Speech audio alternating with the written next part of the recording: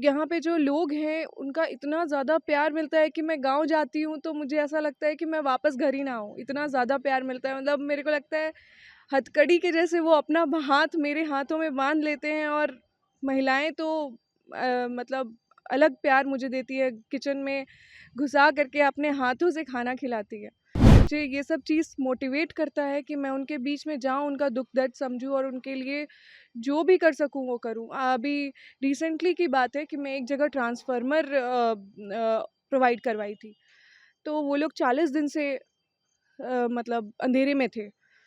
तो जब मैं गई थी तो वहाँ पे एकदम ताशा-वाशा के साथ, बैंड बाजा के साथ वो लोग मेरा स्वागत किए। तो मैंने उनको कहा कि आप ये चीज़ के लिए, आप मुझे इतनी छोटी चीज़ के लिए अगर आप मुझे इतना प्यार देंगे तब तो मैं अपना जान दे दूँ आपके लिए।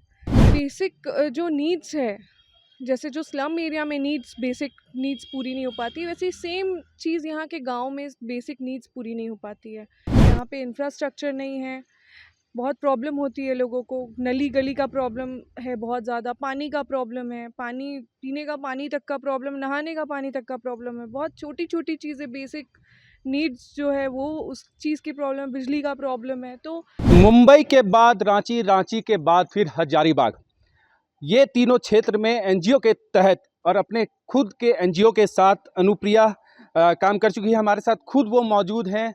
एनजीओ में काम करते करते पॉलिटिकल सेक्टर में घुसना क्या लगता है, क्यों? देखिए मैं हज़ारीबाग जब से आई तब से मुझे रियलाइज़ हुआ कि हज़ारीबाग में काम करने वाले का जितना कमी है उतना रोकने वाले बहुत ज़्यादा हैं। मतलब अगर मैं 100 लोग हैं अगर काम करना चाहते हैं तो 1000 लोग हैं कि काम रोकना चाहते हैं। और मुझे ऐसा लगता है कि यहाँ पे मैं कोई भी सिस्टम में बैठा रहे तो दूसरे इंसान को काम नहीं करने देगा और वो खुद भी काम नहीं करेगा। तो इसीलिए मैंने पर्चा भरा, उसका ड्यू डेट था इसीलिए मैंने भर दिया। पॉलिटिकल पूरा परिवार से आप बिलोंग करती हैं। आपके पिताजी पूर्व मंत्री रह चुके हैं, मम्मी आपकी विधायक हैं, अभी आपकी जो बहन है वो भी विधायक हैं। तो क्या लगता है पॉलिटिकल सपोर्ट आपको खास मिलेगा, क्योंकि आप सदर से पर्चा भरी यहाँ पे? देखिए, मेरा परिवार हमें बहुत संघर्षशील परिवार के रूप में जाना जाता है, आंदोलनकारी परिवार रहा है मेरा। और जितने भी विस्थापित लोग हैं वो शिफ्ट हुए हैं हज़ारीबाग में ही, तो उनका दुख दर्द मैं बहुत अच्छे से समझती हूँ।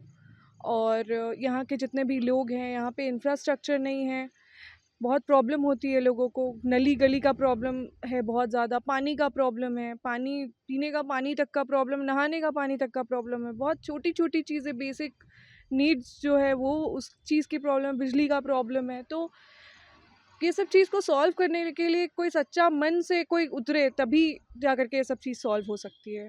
क्या लगता है कि मुंबई के तर्ज पे आप मिनी मुंबई हजारीबाग को बनाने में सफल रह पाएंगी?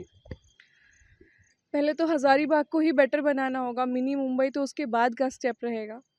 और हज़ारीबाग में मैं कोशिश करूँगी कि मैं हर संभव प्रयास करूँ कि यहाँ के सारे लोगों का जो तकलीफ़ में है वो मैं सॉल्व कर सकूँ।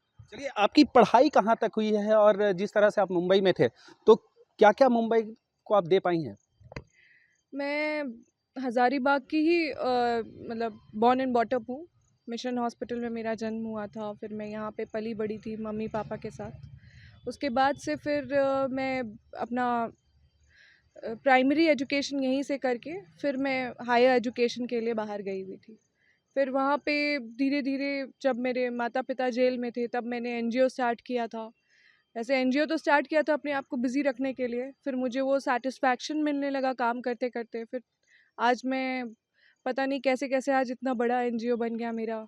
सब लोग को मेरा काम पसंद आने लगा, लोगों का समर्थन मिलने लगा, बहुत ज़्यादा प्यार मिलने लगा। तो बस वो प्यार को का इतना भूख मुझे बढ़ गया, जब वो देने लगे प्यार तो मैं और प्यार पाते-पाते इतना आगे आ गई। मैम, एक चीज़ और पूछना था, जिस तरह से मुंबई में आपने स्लम एरिया में काम किया है, तो उन लोगों के दुःख दर्द को भी आप जानती होंगी। तो उसी तरह से हजारीबाग में भी कई ऐसे बच्चे हैं, कई ऐसे परिवार हैं, जो उस पीड़ा को झेल रहे हैं। तो उसको कैसे आप लोग ये कीजिएगा, दूर कीजिएगा? यहाँ पे बेसिक जो नीड्स है, जैसे जो स्लम एरिया में नीड्स, बेसिक नीड्स पूरी नहीं हो पाती, वैसे ही सेम चीज़ यहाँ के गाँव में बेसिक नीड्स पूरी नहीं हो पाती है। जो रोड्स आप देखेंगे, जो बिजली आप देखेंगे एकदम बहुत सारे लोग का हादसा हो जाता है।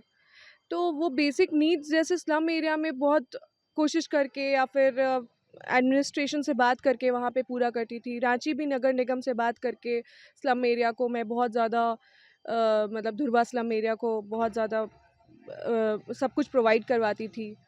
एक चेन का काम करती थी मैं।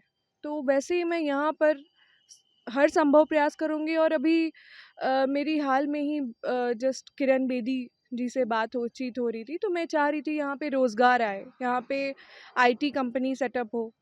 तो इन्फोसिस से के लिए मैं एक प्रोजेक्ट बना रही हूँ। तो देखिए अगर सफल रहा तो यहाँ रोज़गार भी मैं बहुत जल्दी ही ला पाऊँगी। हाँ, कपड़ा रोटी और मकान का जो नीड है वो चलिए आप पूरा करेंगे। और एक सवाल है कि क्या आपको हजारीबाग के लोग सपोर्ट कर रहे हैं कि आप कितने महीनों से अभी हजारीबाग में हैं? जब यानी पढ़ाई के बाद आप गई, हॉस्टल लाइफ आपका रहा, बोर्डिंग में आपने पढ़ाई की, उसके बाद आप यहाँ पे आए, कितने महीनों से यहाँ पे हैं और क्या हजारीबाग के लोग सपोर्ट कर रहे हैं आपको? मैं पिछले 8 महीनों से हूँ यहाँ पे। ऐसे तो मेरा पढ़ाई कंप्लीट हुआ और मैं यहाँ आ गई 8 महीने पहले, तभी से मैं यहाँ पे काम कर रही हूँ।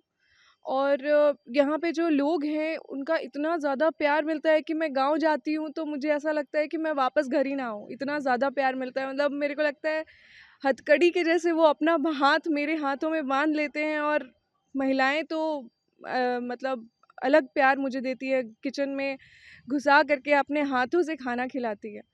तो मुझे बहुत अच्छा लग रहा है, मुझे ये सब चीज़ मोटिवेट करता है कि मैं उनके बीच में जाऊँ, उनका दुख दर्द समझूँ और उनके लिए जो भी कर सकूँ वो करूँ। अभी रिसेंटली की बात है कि मैं एक जगह ट्रांसफार्मर प्रोवाइड करवाई थी, तो वो लोग 40 दिन से मतलब अंधेरे में थे। तो जब मैं गई थी तो वहाँ पे एकदम ताशा-वाशा के साथ, बैंड बाजा के साथ वो लोग मेरा स्वागत किए।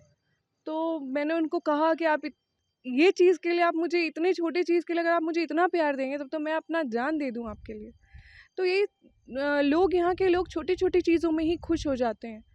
तो छोटी-छोटी खुशियाँ भी अगर मैं बटोर करके एक बड़ी खुशियाँ बना करके उनको दूँ, तो मेरे लिए बस उतना ही काफ़ी है, मेरा जीवन का मकसद सफल हो जाएगा। आप खुद युवा हैं और युवाओं के लिए क्या सोच रखी हैं कि किस तरह से, जैसे अभी कुछ देर पहले आपने कहा कि आईटी सेक्टर को यहाँ पे लाने की बात आप लोगों के द्वारा की जा रही है, तो युवाओं के लिए कुछ अलग, क्योंकि यहाँ पे सदर में देखा जाता है कि स्टूडेंट हब है ये, तो उनके लिए क्या कुछ नया? देखिए यहाँ के स्टूडेंट्स के बीच में मैं बहुत बार गई हूँ। यहाँ के स्टूडेंट्स लोग में इतना कैपेबिलिटी है कि वो लोग कुछ भी कर सकते हैं, बहुत टैलेंटेड लोग हैं। लेकिन यहाँ पे उनको सही होता है ना, वो लोग बाहर माइग्रेट हो जा रहे हैं सही जॉब के चक्कर में और सही पे के चक्कर में वो लोग माइग्रेट हो जा रहे हैं। तो अगर उतना ही सैलरी में अगर उनको यहीं जॉब मिल जाएगी तो माइग्रेट कम होंगे लोग, यहाँ का ही हज़ारीबाग ही डेवलप करने लगेगा। क्योंकि अगर यहाँ पे कंपनीज आती है, यहाँ पे मान लीजिए मैन्युफैक्चरिंग कंपनी भी आती है तो महिलाओं को भी रोज़गार मिलेगा। और अगर यहाँ पे जो आईटी सेक्टर्स आईटी कंपनी आती है, जैसे अगर इन्फोसिस आ गई जो कि मैं ट्राई कर रही हूँ, अगर इन्फोसिस अगर यहाँ आ जाती है तब तो मतलब उससे बेहतर कुछ भी नहीं होगा। मतलब वो फिर हज़ारीबाग का पहला ग्रोथ वहाँ से ग्राफ्स चढ़ना शुरू होगा। तो मैं हज़ारीबाग को एक मेरे लिए भावना है, मेरे लिए हज़ारीबाग कोई क्षेत्र नहीं है, मेरे लिए हज़ारीबाग मेरी अपनी भावना है। चलिए, हमारे साथ अनुप्रिया जी थी। इनका साफ तौर पे कहना है कि ये विधानसभा चुनाव लड़ेंगी, लेकिन युवाओं के लिए ये कुछ करना चाहती हैं। मैं पीयूष मिश्रा, द फॉलोअप के लिए हजारीबाग।